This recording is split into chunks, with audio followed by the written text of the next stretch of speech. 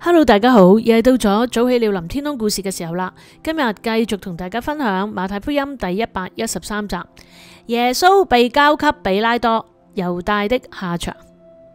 好啦，到了早晨嘅時候，眾祭司長同埋民間嘅長老呢，大家就商議一定要治死呢個耶穌啊。於是呢，就將佢捆綁啦，然後就帶去巡撫彼拉多嗰度啦。因為咧當時公會啊，佢哋將耶穌咧就係要交俾羅馬人嗰啲嘅官員嘅，因為咧佢哋就唔可以咧自己咁樣去處死耶穌嘅。呢個時候賣耶穌嘅猶大睇見耶穌咧就已經定咗罪，佢就後悔咯。嗱，佢呢個後悔咧就唔係等於呢個彼得嗰種嘅即係覺得對神咧對耶穌咧有一種嘅悔意，唔係嘅，佢只係咧。人嘅懊悔係指佢最後咧就屈服於即係佢自己咧就係以死咁樣嘅啫，佢冇翻去神嗰度，所以咧佢唔係真正嘅悔改，佢只係覺得我真係賣咗無辜人嘅血嗰種，知道自己有罪，但係咧佢冇悔改，於是佢就話啦，跟住咧佢就走去揾翻嗰班嘅祭司，跟住嗰班人就講啦。同我哋有乜相干啊？你自己去承擔你嘅罪啦。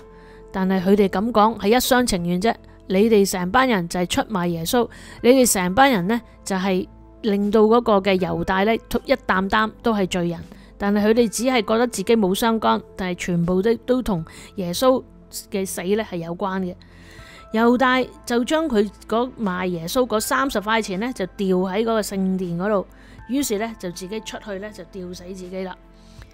呢個猶大好奇怪，佢以為咧自己嗰啲錢掉翻入去咧就好似當為一個贖罪，但係咧當然唔係咁簡單啦。而嗰班嘅祭司長咧就拎嗰啲嘅錢咧就話呢啲係血價即係呢啲唔可以放喺殿裏邊。佢哋以為咁就搞掂，與佢哋無關。於是佢哋就商議啦，就用嗰啲嘅銀錢咧就買咗窯戶嘅一塊田，咁於是咧就愛嚟埋葬呢啲嘅外鄉人咁樣。所以嗰塊田呢，去到後嚟亦都叫做血田。呢個就係應驗咗耶利米嘅說話。佢哋用咗30塊錢呢，就係被估定人嘅價錢，就係以色列人當中估定，就買咗窯戶嘅一塊田，就係照住主吩咐佢哋做嘅。嗱，喺呢一度呢，我哋睇到即係呢一個嘅彼得同埋猶大呢所嘅悔改係唔同嘅。